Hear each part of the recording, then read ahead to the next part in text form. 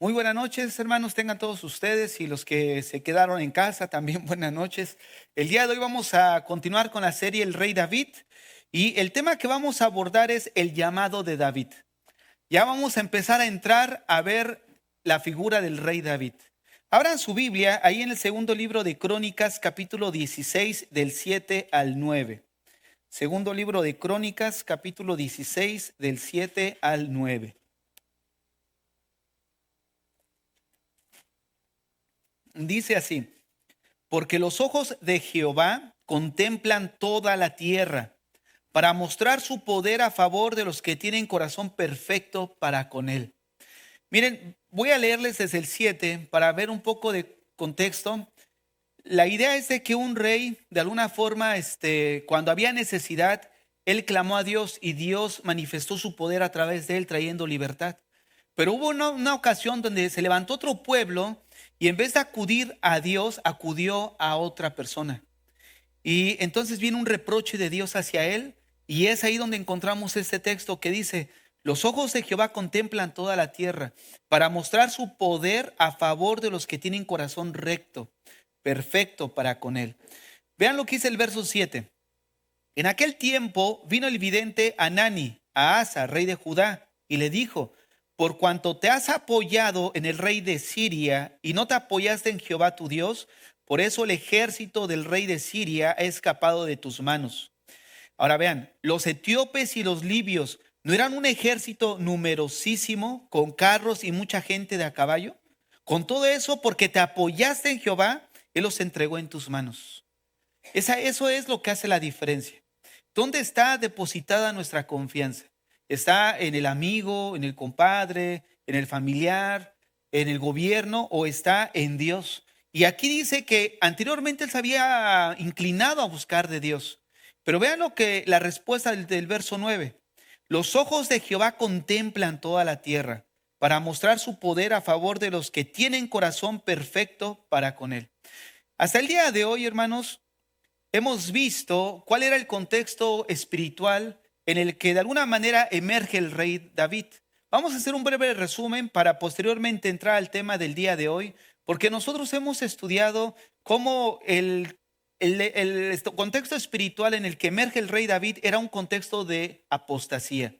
Vimos un poco acerca de la adoración que se encontraba en Silo, y esa adoración de alguna forma se había corrompido porque los líderes mismos se habían desviado de Dios, que habían desviado también al pueblo de Israel. En Primera de Samuel capítulo 7 encontramos que Samuel confronta al pueblo y les dice: si quitan los dioses y a Acera.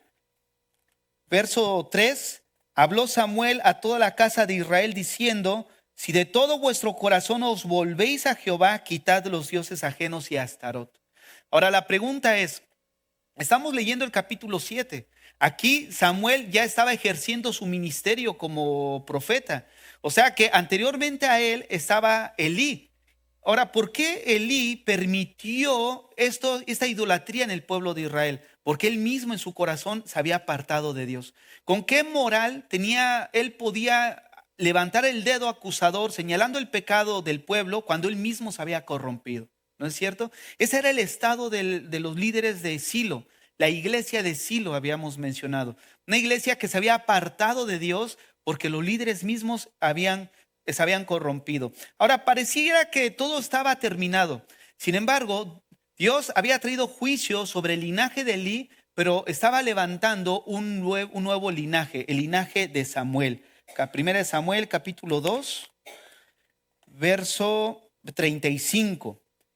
Y yo me suscitaré un sacerdote fiel que haga conforme a mi corazón y a mi alma. Y yo le edificaré casa firme y andará delante de mí ungido todos los días. Vean, Dios siempre está, como dice el texto, los ojos de Jehová contemplando toda la tierra. ¿Con qué finalidad? Para verter su poder y su gloria a través de esa persona. Y ahí estaba Samuel. ¿No? Mientras que los hijos de Elí se caracterizaban por ser impíos y no tenían conocimiento de Dios, Samuel siempre se la pasó cerca de Dios. Nosotros lo vimos incluso las veces que aparece en la Biblia. Vean, aparece 6 veces, si no me equivoco. ahí en el capítulo 2, verso 11. Y el niño ministraba a Jehová delante del sacerdote Elí. Y el joven Samuel ministraba en la presencia de Jehová, verso 18. Verso 21. Y el joven Samuel crecía delante de Jehová. Verso 26. Y el joven Samuel iba creciendo y era acepto delante de Jehová y delante de los hombres. ¿No? Capítulo 3, verso 1. Y el joven Samuel ministraba a Jehová en presencia de Elí. O sea, vean cómo mientras que los hijos de Elí eran personas que no conocían de Dios, Samuel estaba en la presencia de Dios. Y dijimos que conocer no se refiere a un conocimiento intelectual, porque ciertamente Elí y sus hijos eran descendientes de Aarón, entendían quién era Jehová, pero no lo conocían en esa intimidad, lo que Samuel sí hacía. Constantemente veíamos que Samuel estaba en la presencia de Dios. O sea, y es ahí la diferencia entre el linaje de los de Elí y el linaje de la generación de los que somos como Samuel. Entonces, ahí es, precisamente en ese contexto espiritual, es en el que vemos que emerge un hombre conforme al corazón de Dios llamado David. El texto de Crónicas que ya leímos dice claramente que Dios busca, Dios contempla. Esta palabra es un verbo que tiene la idea de ir de aquí para allá. En pocas palabras, está observando en busca de un hombre, en busca de una mujer con corazón perfecto para con él, obviamente, con el fin de verter todo el favor y poder para su propia gloria. Ahora, muchos pudiéramos decir, bueno, es que eso era especial para Samuel, eso era especial a lo mejor para David, ¿no? O para un Abraham o un Moisés. No, hermanos, está a disposición de todos aquellos, como dice el versículo que leímos, todos aquellos que tienen un corazón perfecto para con él. Ahora, ¿qué característica nosotros cuando estudiamos de Samuel, cuando dijimos, hay dos veces en la Biblia que menciona que hay hombres que se conforman al carácter de Dios, ¿no? O tienen un corazón conforme al corazón de Dios. Todos pensamos en David, pero el primero que hace la Biblia es alusión a esa característica, es de Samuel, lo que implica que no es propio de un solo hombre. También puede ser propio de ti y también de mí. O sea, que está a disposición. Dios está contemplando toda la tierra, Dios está mirando en Montreal hombres y mujeres que tengan un corazón dispuestos a ser usados por Dios. Esta es la idea del texto. En pocas palabras, Él está buscando, observando un hombre y una mujer con un corazón perfecto para ser usado a favor de Él. Hombres y mujeres que sean de una sola pieza, sin doblez de corazón, que busquen con un corazón sincero en oración y crezcan en el conocimiento de la palabra de Dios, porque es fundamental, ¿no? Samuel crecía en la presencia de Dios, pero crecía en el conocimiento de él también. Vean lo que dice el primer libro de Samuel, capítulo 13, verso 14. Primer libro de Samuel 13, 14. Mas ahora tu reino no será duradero. ¿A quién se está refiriendo? Obviamente a este Saúl. Tu reino no será duradero. ¿Por qué? Porque fue un hombre como los hijos de Elí. No menospreciaban el llamado de Dios y no observaban el mandamiento de Dios. Pero dice el texto, Jehová se ha buscado un varón conforme a su corazón, al cual Jehová ha designado para que sea príncipe sobre su pueblo, por cuanto tú no has guardado lo que Jehová te mandó. Miren, el llamado de David es una de las historias que quedaron aquí registradas en la Biblia y que nos ayudan a ilustrar el carácter de Dios. ¿De qué forma nos ayudan a ilustrar el carácter de Dios? Como, para decirlo de una manera más coloquial, el Señor no jala con aquellos que no están alineados con Él, ¿no? O sea, el Señor no va a caminar con aquellos que de alguna manera no caminan ordenadamente en su vida con Dios. ¿Por qué desechó a Saúl? ¿Por qué no continuó con él? Porque Saúl no fue un hombre que quiso ajustarse a los mandamientos de Dios. ¿Por qué sí David? A pesar de que cometía errores. Porque como vamos a ver más adelante, Saúl duró 40 años en el trono. Y en ninguno de esos 40 años se mostró una señal de arrepentimiento. David no pasó más de un año, 2 meses o máximo un año cuando viene el profeta y le señala su pecado. ¿Y qué procedió? Al arrepentimiento. Entonces vean la diferencia. El llamado de David es por eso una de las historias que nos revelan cómo ilustrar, o nos ilustra mejor dicho, el carácter de Dios. Dios no va a andar con aquellas personas que de alguna forma no nos alineemos con Él, ¿no? En su voluntad, en sus mandamientos, en su carácter, pero sí va a estar con aquellos que de alguna manera no somos perfectos en el sentido de perfección total o absoluta, pero sí desarrollamos esa intimidad con Él, esa santidad progresiva, santificación progresiva, donde de alguna manera pudiéramos descuidarnos como David se descuidó, pero sabemos arrepentirnos, ¿no? Y alineamos nuestras vidas inmediatamente con Dios. Ese era David. Entonces, el Dios, hermanos, que le dio la orden a Samuel de ungir a Saúl como rey de Israel, es el mismo Dios que ahora lo estaba desechando. Qué increíble, ¿no? O sea, el mismo Dios que le dice, ve y unge a Saúl, ahora ese Dios le estaba diciendo a Saúl mismo, lo estaba haciendo a un lado, no te conozco prácticamente. Lo estaba desechando, hermanos, del llamado. Saúl, un hombre que Dios le había dotado de dones. El favor de Dios estaba sobre su vida, pero que ahora Dios lo estaba abandonando. ¿Sabes? Si leemos el relato cuando Samuel unge y le está diciendo a Saúl todo lo que iba Dios a hacer con él, Saúl le dice, mira, van a venir unos profetas, vas a profetizar con ellos, vas a llegar a tal parte, el Espíritu de Dios va a venir sobre ti y una vez que llegue sobre ti, haz lo que tú quieras, la mano de Dios va a estar ahí. Pero, ¿qué sucede? Que pasa el tiempo y ahora vemos a Dios abandonando a Saúl. Ese es el fin de todo aquel que no se compromete con Dios. Todo aquel que no determine en su vida servir y seguir a Cristo tarde o temprano, otra cosa acabará desviándolo del Señor. Así como a Saúl. Miren, la vida de Saúl es una de las vidas más tristes que pudiéramos encontrar en la Biblia. ¿Por qué razón? Porque fue un hombre que no teniendo nada, lo tuvo todo. Fue un hombre que experimentó el favor de Dios, que tuvo la oportunidad de conocer a Dios, de hacer su voluntad, de quedar marcado en las páginas de la Biblia como uno de los hombres que Dios usó. Fíjate nada más la oportunidad que tuvo Saúl. Sin embargo, terminó haciendo su propia voluntad, lo cual lo llevó a ser desechado por Dios. Qué increíble. La falta de compromiso y de determinación de Saúl para servir a Dios llevaron al Señor a buscar otro sucesor al trono. Desechó a Saúl y levantó a David. Hermanos, nosotros necesitamos observar lo siguiente. Dios va a hacer lo que ha determinado hacer contigo, a través de ti o sin ti. Pero los propósitos de Dios los va a hacer. Pero sería mucho mejor que los hiciera con nosotros, ¿no es cierto? Pero si nosotros no nos comprometemos con Dios, de todas formas Él lo va a hacer. Contigo, sin ti o con otra persona, pero Él va a hacer lo que ha determinado hacer. Ahora, nosotros tomamos la decisión qué vaso queremos ser. ¿Vasos de honra para el Señor o vasos viles? Que no funcionamos para y no le servimos a Dios así. Miren cuántos comenzaron bien, corrían bien, buscaban a Dios, eran fieles, tenían una bonita familia, pero todo cambió porque sin darse cuenta se fueron enfriando.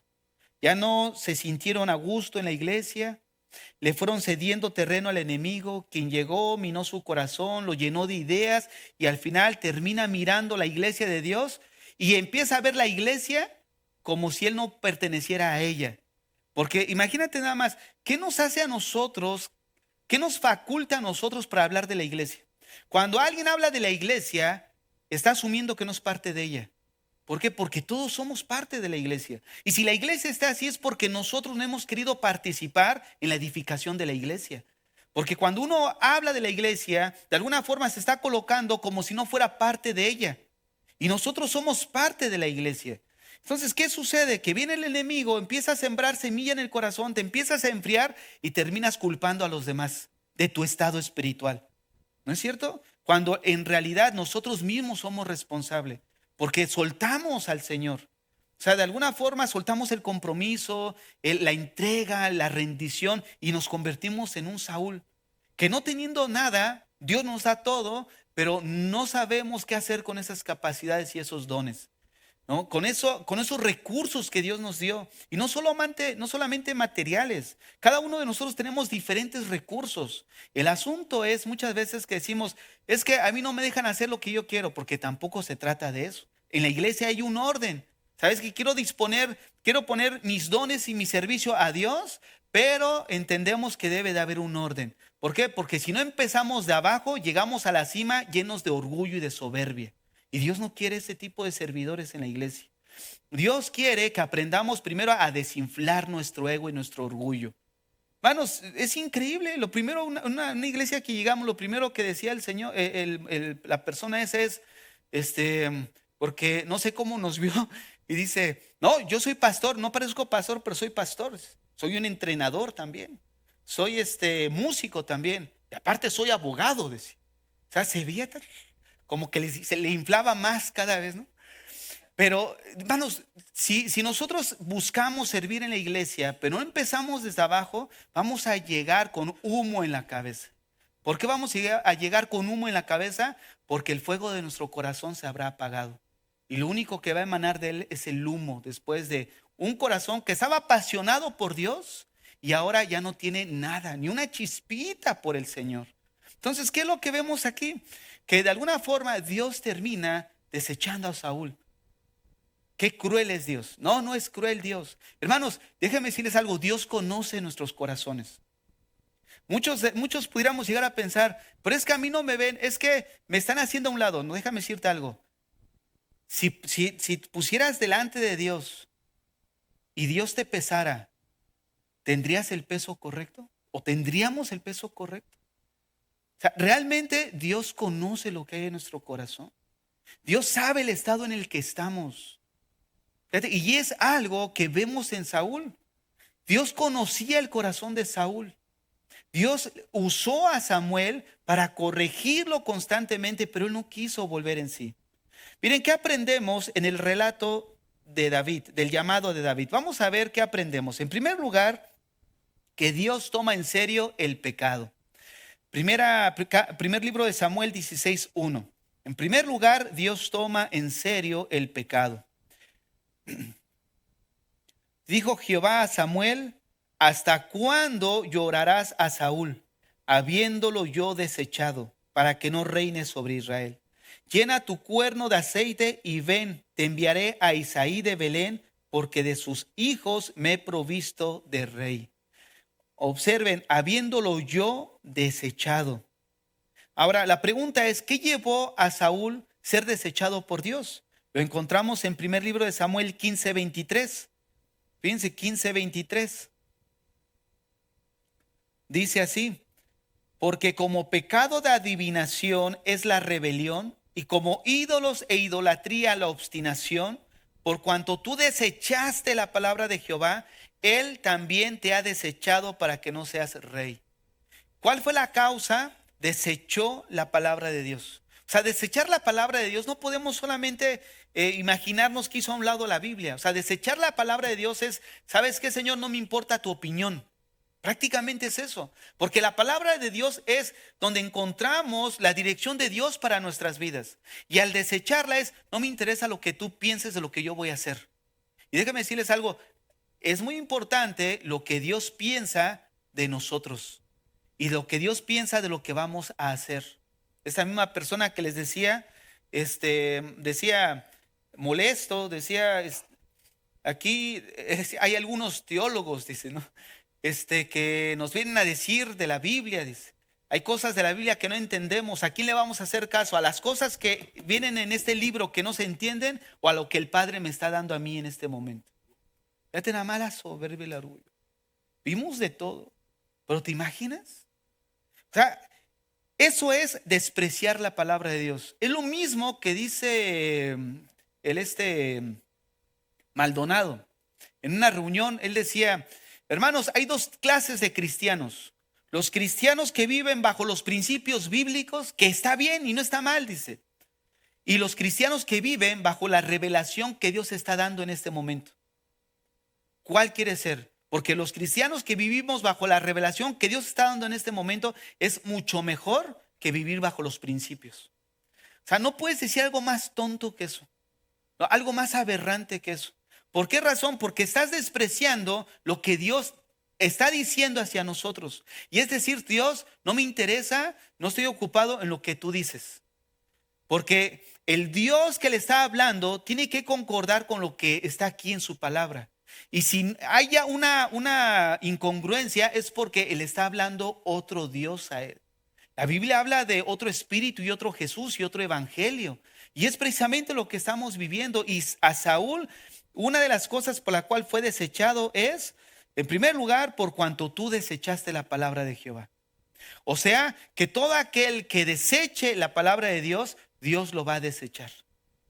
Ha desechado muchos a través de la historia, o incluso los ha disciplinado.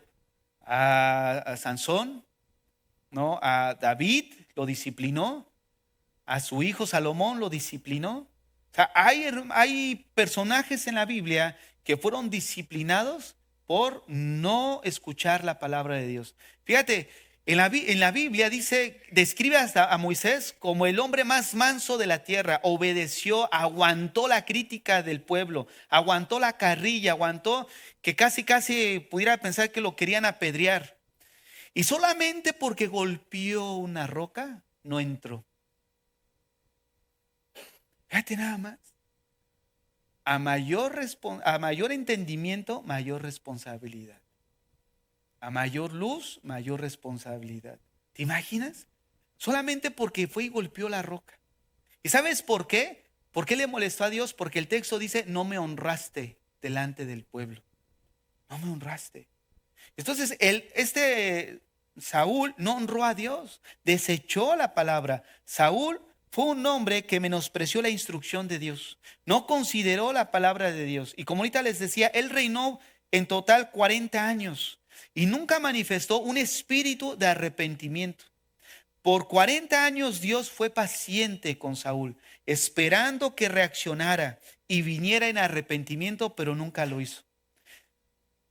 Hermanos, antes de que Dios mande un juicio o una disciplina, ya sea a una nación, a un pueblo, a una iglesia o a una persona, Dios siempre da un periodo de oportunidad para el arrepentimiento.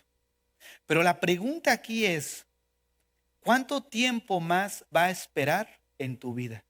¿Cuánto tiempo? Una vida fría, tibia, sin compromiso, donde puedes llegar a pensar que mañana será el día de tu consagración, sin saber que el día de mañana tal vez Dios haya resuelto abandonarte, como a Saúl. Esta es la actitud que Saúl lo llevó a menospreciar, la actitud que Dios aborreció de Saúl, el menosprecio hacia su persona, hacia su palabra, hacia el servicio. Porque en realidad Saúl fue llamado al servicio de Dios a través de reinar, no de gobernar a su pueblo y de dirigirlo en su palabra, pero a él no le importó. Ahora, cuando una persona, hermanos, que se dice llamar cristiano, sirve a Dios, pero su servicio deja que desear, o sea que tú ves y dices, no, hombre, como que no está muy bien la actitud o el servicio, se pueden ser por dos cosas. La primera, hay un menosprecio en ese corazón a la palabra de Dios y en pocas palabras encaja perfectamente a los hijos de Elí y Saúl, o dos, no se ha entendido a qué Dios estamos sirviendo. ¿A qué Dios estamos sirviendo? Hermano, estamos sirviendo al Dios verdadero. ¿Te imaginas el creador del universo que llamó a las constelaciones, a los planetas, tener ese orden tan perfecto que tiene? Él descendió en el monte en Éxodo 20 a entregar las tablas y el monte humeaba. Los quiciales de la puerta, cuando Isaías vio la visión de él en el trono, o sea, las cosas inanimadas de alguna forma obedecen a él y tiemblan a él. Al mar le dijo, hasta aquí y no pasarás, y hasta ahí y no pasa. Pero le dice al hombre una instrucción y el hombre ahora sí que le dice, aquí está tu palabra, no me interesa. Fíjate, la rebelión del corazón del hombre. Ya ni las cosas, o sea, a lo que voy es que estamos tratando con el creador del universo. Nosotros somos conscientes de esa realidad. O sea, somos conscientes con el Dios con el que estamos tratando. Miren, vamos a ver la segunda lección que aprendemos del llamado de David. La segunda lección es que la revelación que yo tenga de Dios y mi obediencia a su palabra se va a ver reflejado en el servicio de Dios. O sea que tú vas a conducirte en tu vida cristiana y en tu servicio de acuerdo a lo que tú entiendes de quién es Dios para ti.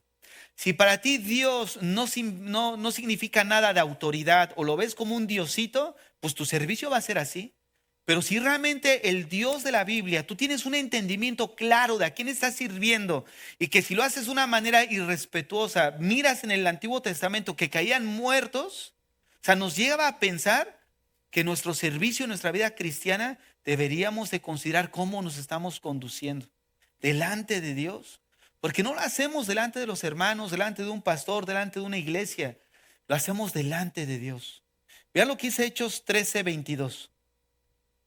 Quitado este, o sea, Saúl, les levantó por rey a David, de quien dio también testimonio diciendo, he hallado a David, hijo de Isaí, varón conforme a mi corazón, quien hará lo que yo quiero. ¿Por qué desechó a Saúl? Por desobediente, no hizo caso a la palabra de Dios. ¿Por qué le agradó David? Porque él sabía que iba a hacer lo que Dios le iba a decir. O sea que para nosotros como cristianos debemos de considerar que a Dios le importa cómo tratamos su palabra, si somos obedientes o no. No lo hemos visto muchas veces. Desde ejemplo del matrimonio, al ejemplo del varón, de la mujer, de nosotros simplemente como creyentes, de nuestra comunión con Dios. Y pensamos que la vida cristiana es un juego. O sea, pensamos que todo es color de rosa, venimos a la iglesia, gloria a Dios. O sea, la vida cristiana, hermanos, es distinta. O sea, la vida cristiana es un compromiso con Dios, es una entrega, una rendición, el escuchar constantemente para obedecer la palabra de Dios, ¿no? El comunicar el evangelio a aquellos que están a nuestro alrededor. La vida cristiana es más de lo que nosotros pudiéramos imaginar. Muchas veces pensamos que la vida cristiana pues es así como que solamente como un club social. ¿No? Un club donde participo, me relaciono y bueno, pues ya me voy a la casa feliz y contento. Hermano, la vida cristiana es más que eso. Mejor dicho, no es eso. O sea, sí tenemos vida social, pero no se limita la vida cristiana a eso. No es un club, aunque en cierta manera nos relacionamos, hacemos actividades, pero no es eso. La vida cristiana es un compromiso con la palabra, con el Señor, ¿no? Entre nosotros mismos como hermanos. Ahora, ¿qué vemos entonces en la vida de David? Vemos obediencia. Y si hay algo que Dios espera de nosotros es precisamente eso, obediencia. De hecho, estoy convencido que uno de los primeros frutos que como cristianos debemos de dar es precisamente la obediencia en nuestra vida. Dice Deuteronomio 13:4, Deuteronomio 13:4, en pos de Jehová vuestro Dios andaréis, a él solo temeréis, guardaréis sus mandamientos y escucharéis su voz. A él serviréis y a él seguiréis. Miren esa palabra, escucharéis su voz. La palabra escucharéis su voz viene de un término que es shama, que significa oír inteligentemente. Pero esta palabra indica oír y responder apropiadamente. Por ejemplo, ahorita que estamos hablando de Moisés, cuando la Biblia menciona que Moisés oyó a Jehová, significa que él oyó y luego actuó sobre lo que escuchó. O sea que no escuchó y como muchos de nuestros hijos como que no escucharon que tenían que lavar los trastes, ¿no? No escucharon que tenían que trapear. Así somos muchos cristianos. No escuchamos que debemos de entregarnos, de consagrarnos, como que todavía andamos así, distraídos. Y esta palabra precisamente es oír y actuar respecto a lo que hemos escuchado, en consecuencia a lo que Dios nos está diciendo. Ahora, ¿cuántos han escuchado la voz de Dios y han actuado? ¿Cuántos pudiéramos decir, sí, Señor, hemos escuchado y en consecuencia a eso hemos actuado a hacer? Miren, hay muchos de nosotros que no creemos en Dios, creemos en sus atributos, pero los vemos de lejos, como que pensamos que solamente intelectualmente, como hace tiempo les decía, ¿cuántos sabemos que Dios lo conoce todo? Hoy mismo lo cantábamos, no está la palabra en nuestra boca y tú ya la conoces, tú ya sabes lo que hay en mis pensamientos. Ahora, si nosotros cantamos y sabemos que Él sabe lo que hay en nuestros pensamientos, ¿por qué sigue en tu mente esa mujer que no es tu esposa? ¿Por qué sigue en tu mente ese hombre que no es tu esposo? ¿Por qué sigue en tu mente esa hermana a la que le estás echando tirria? ¿Por qué sigue en tu mente eso? ¿Te das cuenta que no conoces a Dios? Porque si conociéramos a Dios, mira, yo cuidaría mis pensamientos. Y déjame decirte algo, si hay algo que yo cuido es mis pensamientos. ¿Qué mujeres tengo en mi mente? ¿Qué estoy pensando del hermano o de la hermana? Aun cuando me hayan dicho algo o hayas sabido algo de Dios, mi mente. ¿Por qué? Porque mis pensamientos no son ocultos delante de Dios. Y muchos pensamos que nos podemos esconder de Dios. Fíjate nada más cómo solamente teorizamos los atributos de Dios. Si tuviéramos temor de Dios, alinearíamos nuestros pensamientos. ¿No es cierto? Y no solamente lo tendríamos como algo teórico, es un ejercicio práctico. Y es eso. O sea, no es algo que nato en nosotros como cristianos, es ejercitar nuestros pensamientos. No, esa no es mi mujer. Y otra, no, esa no es mi mujer. Y otra, no, ese no es mi hombre. No, y ese no es mi esposo, ¿no? No, y ese, no debo pensar esto de la hermana. Pero si tú le sueltas, ya estás entretejiendo, entretejiendo, entretejiendo. Ya formaste una red en la cual ya quedaste preso. ¿Por qué? Porque ya contaminaste tu corazón.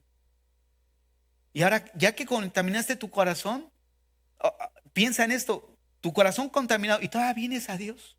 ¿Tú crees que Él te va a responder? ¿Tú crees genuinamente que Él te va a escuchar? Déjame decirte algo, no. O sea, sí escucha, pero no va a responder. ¿Por qué? Porque mi relación con Dios está determinada también en cómo yo me relaciono con la persona. Lo hemos dicho muchas veces. Mateo 5 y Pedro menciona, oye, si tienes algo contra alguien, déjala tu ofrenda a un lado, vete a poner a cuenta si regresas. Oye, si tú no estás bien con tu esposa, ni ores. ¿Por qué? Porque el Señor no te va a escuchar. Entonces, vean cómo de alguna forma nosotros, en nuestro corazón, teorizamos nada más la doctrina, pero no la aterrizamos a nuestro corazón. Y lo que Dios quiere es que aterricemos eso a nuestro corazón. Entonces, Dios miró a David, Moisés, Abraham, esos siervos del Antiguo Testamento, pero los miraba en el sentido de que iban ellos a manifestar obediencia hacia su persona. O sea, que iban a oír la palabra de Dios e iban a actuar en consecuencia a eso. Hay un texto en Génesis donde dice que, y Dios sabía que Abraham le iba a enseñar a sus hijos acerca de su persona. O sea, fíjate nada más la seguridad, Dios sabía. ¿Dios sabe de nosotros? Sí, Él sabe, pero lo malo que estamos haciendo. Pero no sabe realmente en el sentido de convicción, no, Él sí va a ser obediente. No, Él sí va a ser un hijo que me va a responder de una manera correcta. Ahora, la tercera lección que encontramos en el llamado de David es que Dios está más interesado en el carácter de una persona que sus dones. Algo que hemos tratado a lo largo de esta serie, primer libro de Samuel 16, del 6 al 7. Y aconteció que cuando ellos vinieron, él vio a Eliab y dijo, de cierto delante de Jehová está su ungido. Y Jehová respondió a Samuel, no mires a su parecer ni a lo grande de su estatura, porque yo lo desecho. Porque Jehová no mira lo que mira el hombre, pues el hombre mira lo que está delante de sus ojos, pero Jehová mira el corazón. Vean cómo estas tres lecciones se ligan. La primera, Dios toma en serio el pecado, desecha a Saúl por desobediente.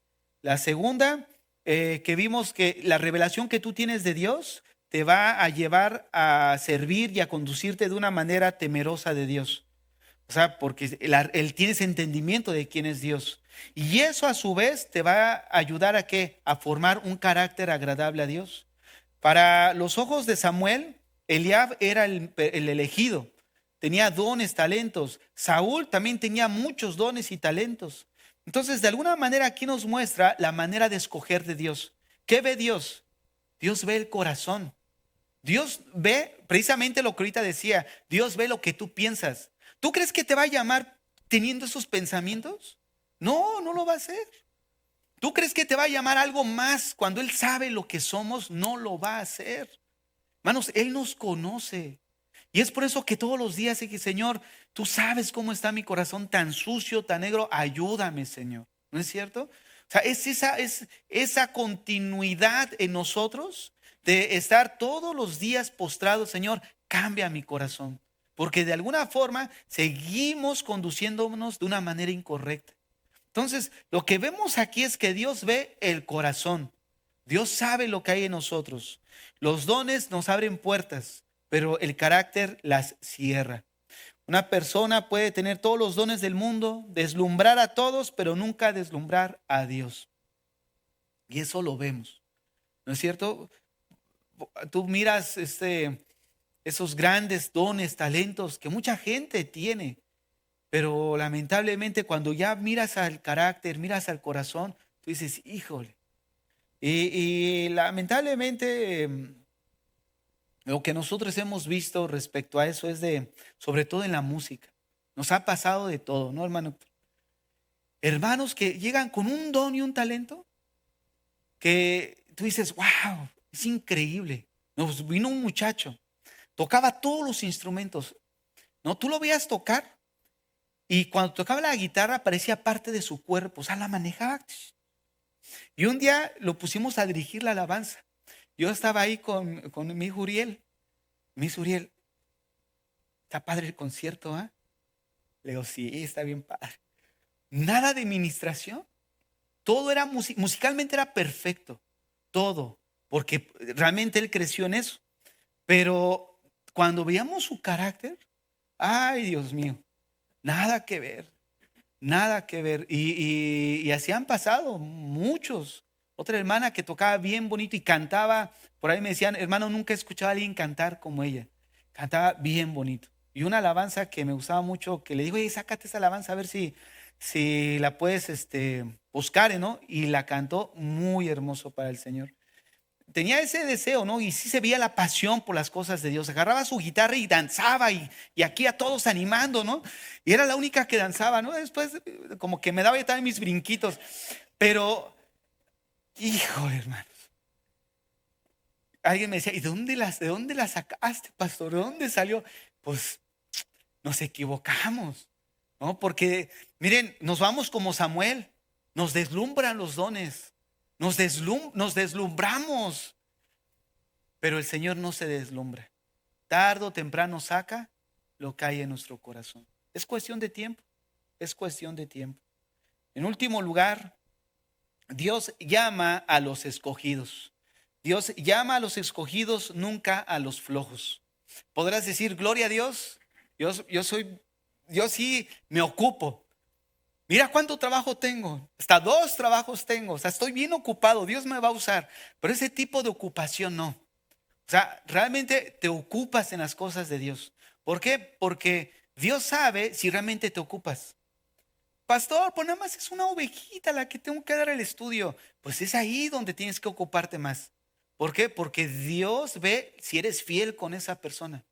Porque muchos decimos, no, si son 10 o 20, ahí sí soy fiel. ¿Será? Miren, si no somos fiel, dice la Biblia, en lo poco, ¿cómo vamos a ser fiel en lo mucho? Y es ahí donde comenzamos. ¿Por qué? Porque es ahí con uno donde nuestro carácter se va forjando. Donde o con 1 o con 10 predicamos de la misma manera, con la misma pasión, con la misma entrega, con el mismo deseo, ¿no? Y es eso lo que Dios busca. Vean lo que es el primer libro de Samuel 16 del 11 al 13. 16 del 11 al 13. Entonces dijo Samuel a Isaí, ¿son estos todos tus hijos? Y él respondió, queda aún el menor que apacienta las ovejas. Y dijo Samuel a Isaí, envía por él, porque no nos sentaremos a la mesa hasta que él venga aquí. Fíjate cómo de alguna forma el padre lo menciona de su hijo, pero como de alguna manera despectiva, ¿no? Sí, queda un uno, ¿no? Es el menor, pero está ahí apacentando las ovejas. Es una persona ocupada. Una persona que estaba ocupada pastoreando las ovejas de su padre. O sea, que estaba haciendo una labor que se alineaba a la voluntad de Dios. Estaba obedeciendo a su papá. Y en otro texto, no sé si es, no, si es en otro texto, cuando él va, lo vamos a ver la próxima semana, cuando Isaí envía a David a ver a sus hermanos, lo ve Eliab, le dice, ¿tú qué haces aquí? Dice, has venido a ver a la guerra nada más. No vienes ahí así que de ocioso, ¿no? A ver cómo va la cosa, dice. vete, dice, a cuidar las pocas ovejas de mi padre. O sea, que en realidad no era un ganado grande, eran pocas. Pero David era fiel. Aquí el texto no dice, pero vamos a leerlo la próxima semana cuando Eliab confronta a David por ir a ver a la guerra y le dice, tú debías estar pastoreando las pocas ovejas. O sea, lo que vemos aquí es a un hombre joven, como en este caso David, pero que comenzaba desde su infancia a ser fiel en lo poco. Era una persona ocupada.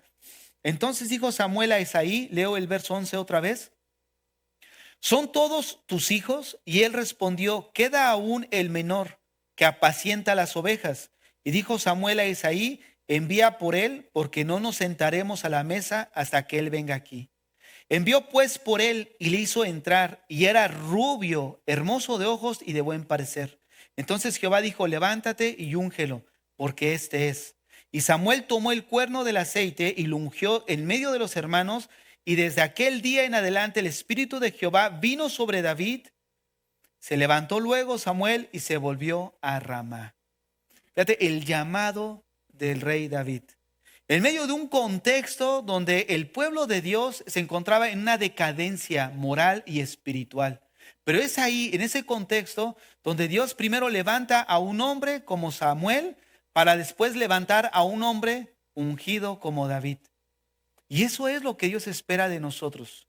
Dios contempla toda la tierra esperando un hombre o una mujer que esté dispuesto a hacer la voluntad de Dios para ser usado por Él. Para ser usado por Él. Y eso es lo que hemos estado orando, ¿no es cierto? Generalmente aquí en la iglesia no somos los mejores, no somos los más capacitados, no somos los más dotados, no somos los que tienen todo el recurso del mundo, pero tenemos la disposición. Dios va a hacer lo que va a hacer contigo, sin ti o a través de ti, pero Dios lo va a hacer. ¿Por qué? Porque no son los recursos los pone Dios. Es la disposición, el corazón que Dios de alguna forma está buscando y mirando alrededor de Montreal. ¿Qué es lo que vamos a hacer? Mano, nosotros como iglesia, como creyentes, necesitamos despertar. No dejar que ese compromiso que teníamos con Dios desde un inicio mengüe.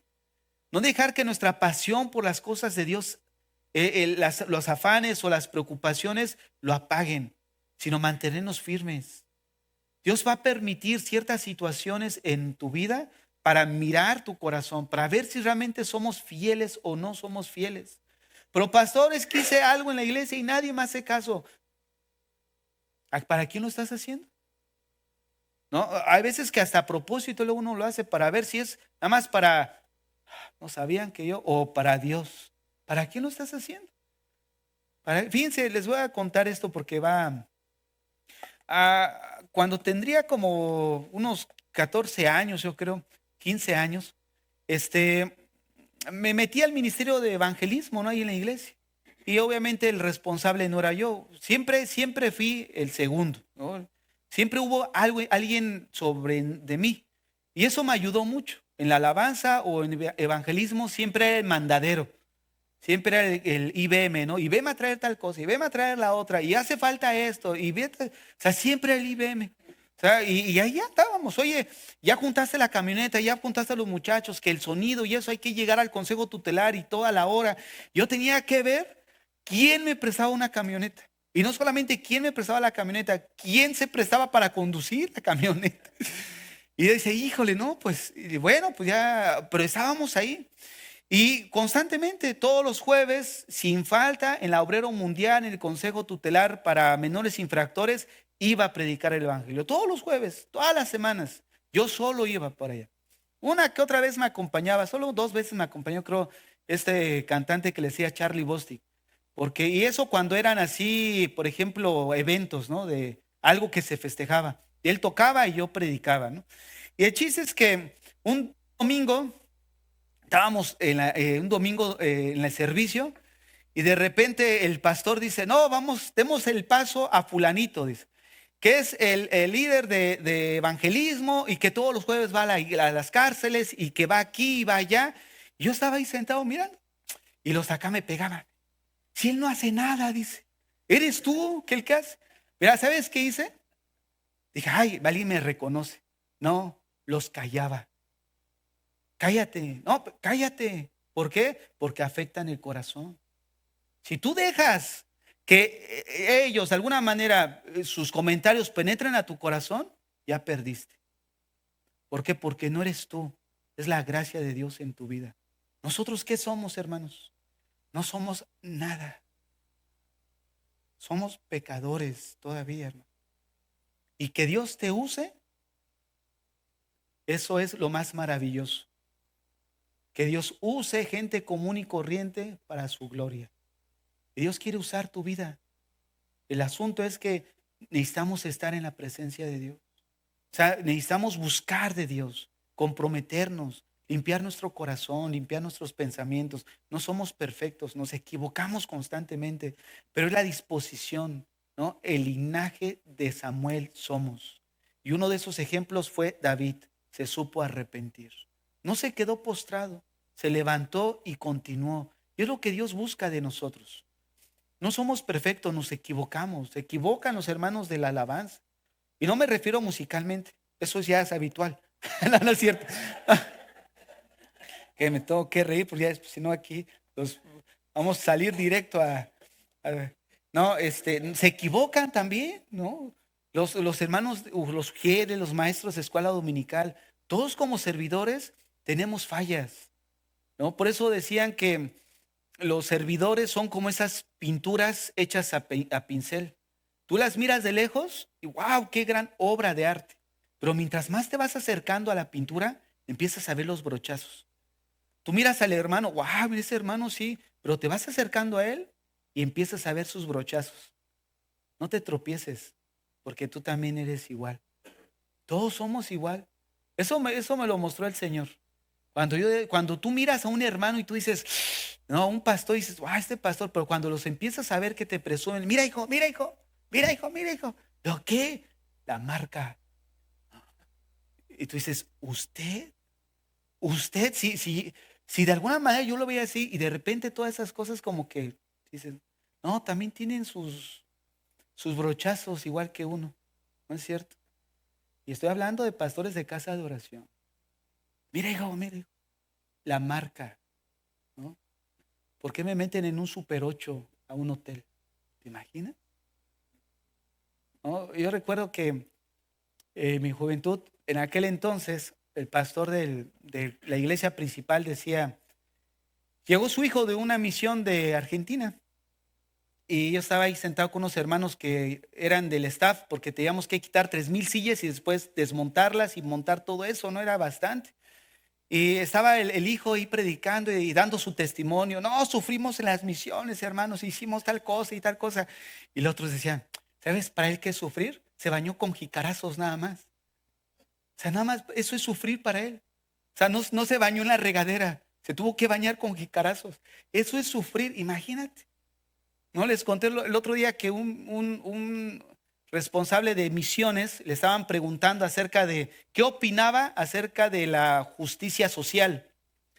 Y él decía, hermano, no tengo yo cabeza, yo no sé del tema. Ya, bueno, pasaban y otra vez. Y yo, ¿qué opinas de la justicia social? Hermano, dice, hace 2 semanas que no encontramos un misionero, no me acuerdo si es en Afganistán, una parte, no tenemos contacto con él hace 2 semanas. Su familia lo está buscando y nosotros también porque es misionero de nuestra corporación. Y tú me vienes a preguntar que qué pienso de la justicia social. Y todos quedaron en silencio, ya ni dijeron nada. O sea, ¿te imaginas? Esos sí son misioneros que sufren, ¿no? Y cuando le dijeron, oiga hermano, ¿usted cómo lucha con la persecución? ¿Persecución? ¿Se no es raro cómo redefinimos las cosas? ¿Cuándo he sido apedreado? ¿Cuándo he sido abofeteado? ¿Cuándo me han metido a la cárcel? ¿Cuándo he recibido azotes? Eso es ser perseguido.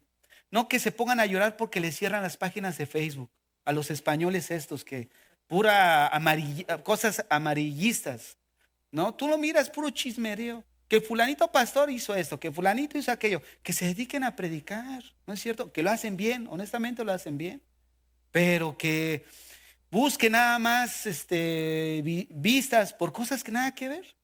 Al inicio se ponían a llorar, es que me cerraron el Facebook, o hablaron mal de mi esposa y a llorar. Dije, ay, ¿cómo sufrimos por el Evangelio? Vamos a orar, hermanos, si no me van a vetar, no solo de aquí, sino vamos a orar. Señor, en esta noche te damos gracias porque estamos aquí en esta noche, Señor, un pueblo tuyo. Señor, aquí está nuestra vida, aquí está nuestro corazón. Señor, la vida de David y la vida de Saúl contrastan grandemente, en la cual la vida de cada uno de ellos podemos aprender, Señor, quién eres tú, lo que te agrada y lo que te desagrada, Señor.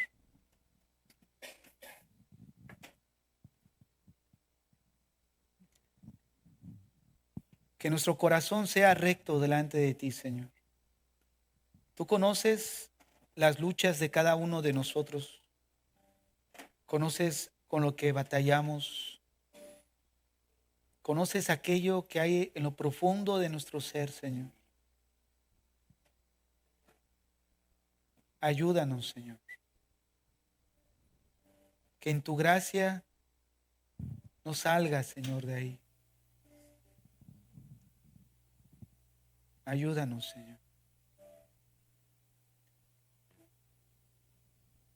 Porque si no pecamos, no es porque seamos muy santos, sino es por tu gracia, Señor, que nos has guardado en nuestro corazón y en nuestras vidas.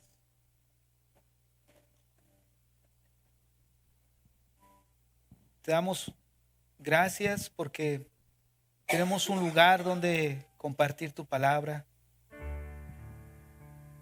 Tenemos un alimento que nos nutre, que nos llena. Señor, te damos gracias por todo lo que haces en nuestras vidas, por este pequeño remanente que tienes aquí en Montreal, Señor. Señor, que este sea un remanente que pueda pararse delante de ti aquel día y no se avergüence, Señor, delante de ti. Te entregamos nuestras vidas, nuestro corazón. Ayúdanos, Señor, a ser del linaje de los Samuel, como David, que nos sepamos arrepentir cuando pecamos, que sepamos volver a ti, Señor.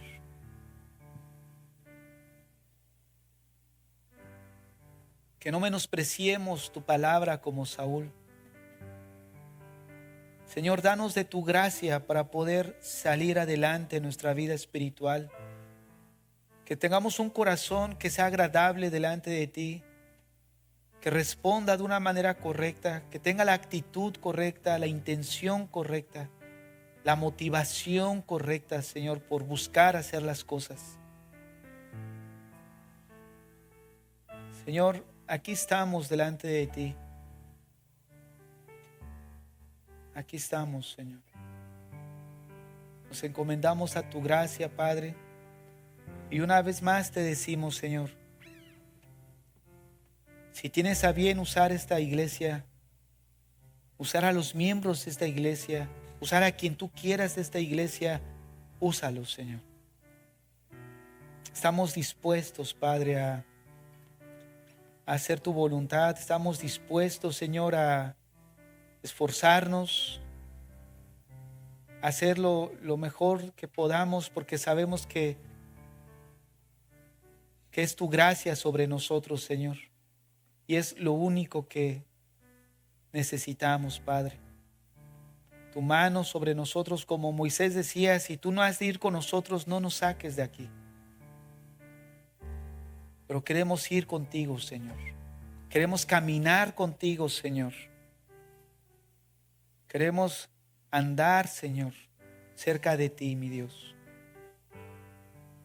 Te amamos y te damos toda la gloria y toda la honra, Señor, por todo lo que haces en nuestras vidas. En Cristo Jesús. Amén y amén.